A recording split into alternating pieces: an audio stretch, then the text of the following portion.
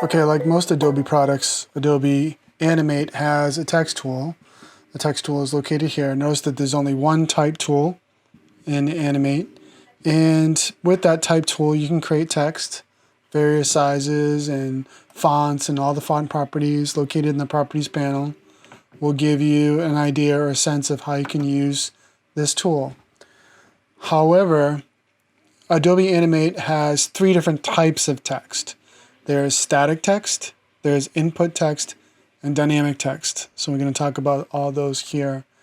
So right now my type tool is set to dynamic text. I'm going to just quickly switch it to static text. And notice with the static text options up here, basically static text, you can think of static text as the text that you want to use that won't change. It's not going to change. And what I mean by that, it's not going to be changing by an external source. It's not going to be changing at all. It's going to be the same text on the screen that you see here. So this is an example of static text. So if we look in the Properties panel, we have position and size. We have some character options, font styles, the font size. This would be the character spacing, the kerning. This would be the anti-alias options. We have some other options for superscript and subscript. And we have some paragraph options.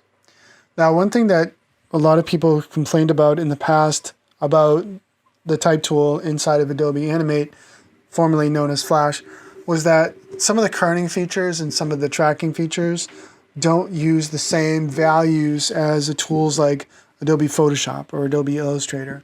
So those things kind of drive people crazy a little bit.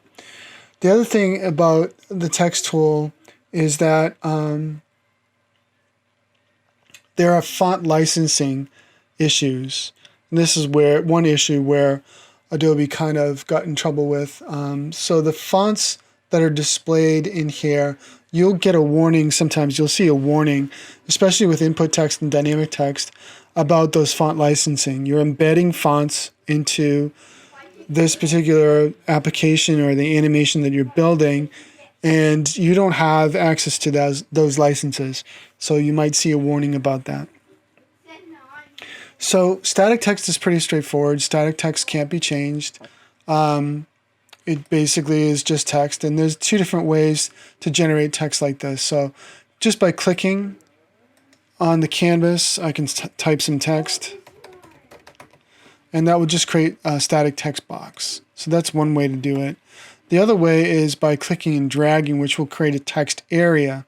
So if I click and drag, I'm now creating an area for that text to live in. So what I mean by that is this is an area, text area, and you'll see what happens here. So it kind of acts like a text column. It'll drop and it'll behave in a specific way.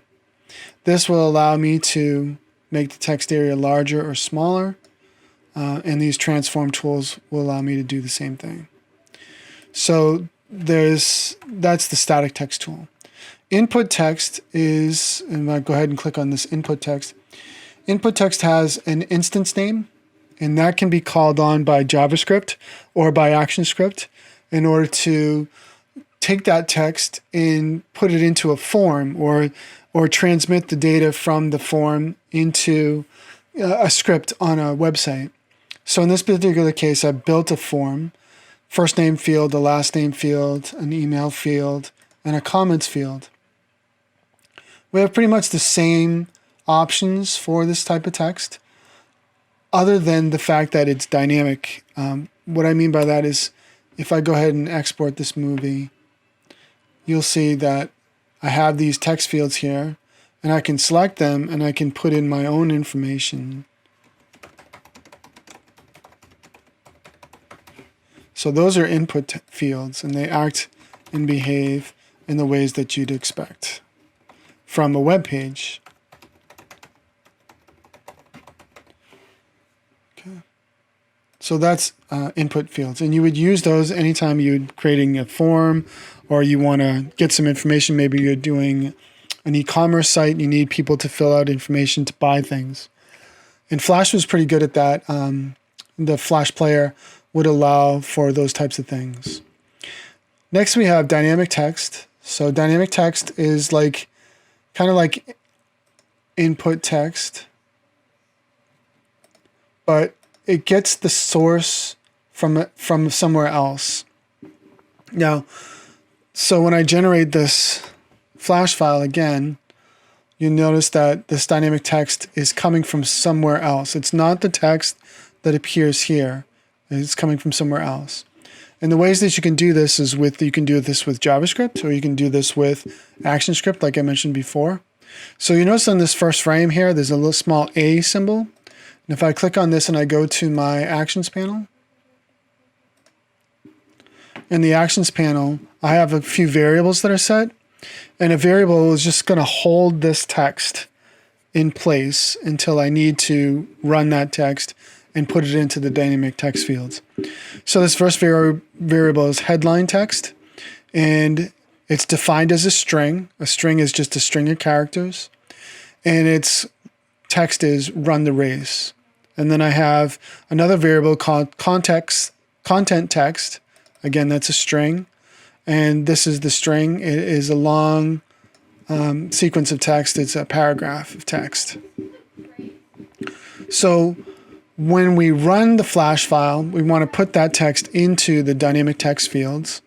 So earlier I showed you that those dynamic text fields has instance names. So if I click on this one, it has an instance name of headline. And you can see here in the code that headline is the name of that dynamic text field that I'm calling on that. And I'm calling on the text property, and I'm telling it to change the text property to whatever's in the dynamic text field now to whatever's in the headline text variable. And I'm doing the same thing with this dynamic text field. This one should be called content. And I'm replacing the content with the content text. Okay. So this is content, and this should be headline. I don't know why that's not working. Let's go ahead and test the Flash file, and you'll see that the content gets replaced. So this used to say in the Flash file, in the Adobe Animate file, it used to say some dynamic text. Now it says run the race. This used to say dynamic paragraph, and this says this is the ultimate race in history, blah, blah, blah. So those are the three types of text. Most commonly for what you're doing, what you're going to use for your banner ad or for some of your other projects, is you're going to use static text. Just want you to be aware of what the two other types of text are for.